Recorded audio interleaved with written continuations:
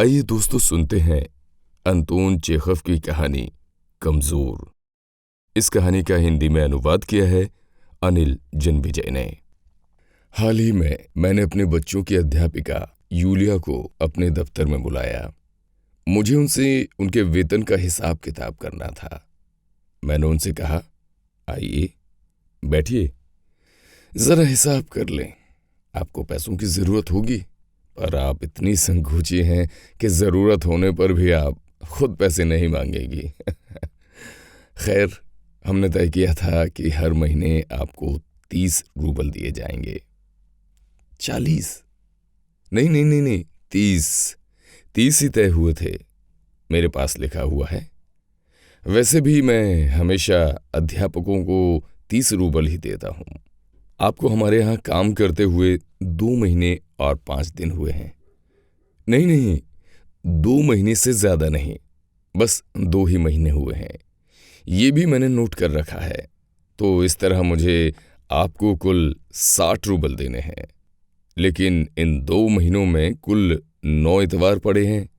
आप इतवार को तो कोल्या को पढ़ाती नहीं हैं, सिर्फ थोड़ी देर उसके साथ घूमती हैं।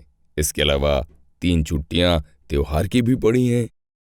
यूलिया का चेहरा आक्रोश से लाल हो उठा था, लेकिन उन्होंने कुछ नहीं कहा और अपने घाघरे की सलवटें ठीक करती रहीं। 3 त्योहार की छुट्टियां मिलाकर 12 दिन हुए। इसका मतलब आपकी तनख्वाह में से 12 रूबल कम हो गए। 4 दिन कोल्या बीमार रहा और आपने उसे नहीं पढ़ाया। 3 दिन तक आपके दांत में दर्द रहा। तब मेरी पत्नी ने आपको ये इजाजत दी थी कि आप उसे दोपहर में ना पढ़ाया करें। इसके लिए 7 रूबल, तो 12 और 7 मिलाकर हुए कुल 19 रूबल। अगर 60 रूबल में से 19 रूबल निकाल कर दिए जाएं तो आपके बचे कुल 41 रूबल। क्यों, मेरी बात ठीक है ना? यूलिया की दोनों आंखों के कोरों पर आंसू चमकने लगे। उनका चेहरा कांपने लगा था। घबराहट में उन्हें खांसी आ गई और वे रुमाल से अपनी नाक साफ करने लगी, पर उन्होंने कोई आपत्ति नहीं की। नए साल के समारोह में आपने कप प्लेट भी तोड़ दिया था। 2 रूबल उनके भी जोड़िए। प्याला तो बहुत ही महंगा था, बाप दादी के जमाने का था, लेकिन चलिए छोड़ देता हूं। आखिर नुकसान तो हो ही जाता है। बहुत कुछ गंवाया है, प्याला और सही। आगे आपकी लापरवाही के कारण कोल्या पेड़ पर चढ़ गया था और उसने अपनी जैकेट फाड़ ली थी। 10 रूबल उसके। फिर आपकी लापरवाही के कारण ही नौकरानी वारिया के जूते लेकर भाग गई। आपको सब चीजों का ख्याल रखना चाहिए। आखिर आपको इसी काम के लिए रखा गया है। जूतों के भी 5 रूबल लगाइए और 10 जनवरी को आपने मुझसे 10 रूबल उधार लिए थे। नहीं, मैंने आपसे कुछ नहीं लिया, यूलिया ने फुसफुसाकर कहा। लेकिन मैंने ये नोट कर रखा है। चलिए ठीक है, कुल 27 रूबल हुए। 41 में से 27 घटाइए, बाकी बचे 14।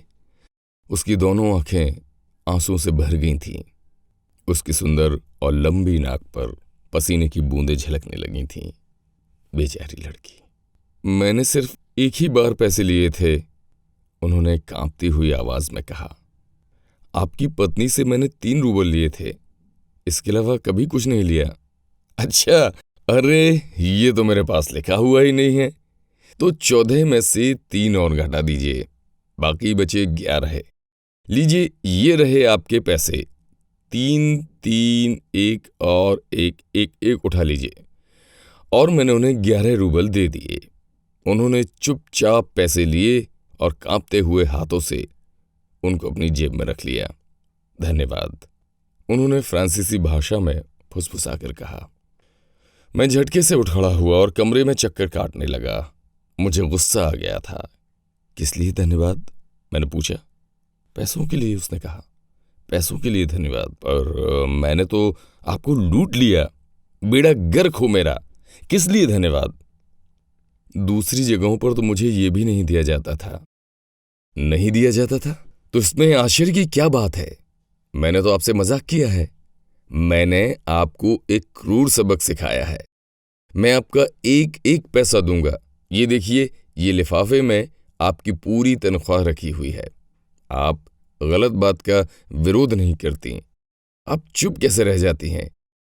क्या इस दुनिया में कोई इतना बेचारा और असहाय भी हो सकता है? क्या आपकी इच्छा शक्ति इतनी कमजोर है? क्या ये संभव है? वो उदासी से मुस्कुराई और मैंने उसके चेहरे पर पढ़ा, हाँ, ये संभव है। मैंने अपने क्रूर व्यवहार के लिए उससे माफी मांगी और उसे 2 महीने की पूरी तनख्वाह के 80 रूबल दे दिए।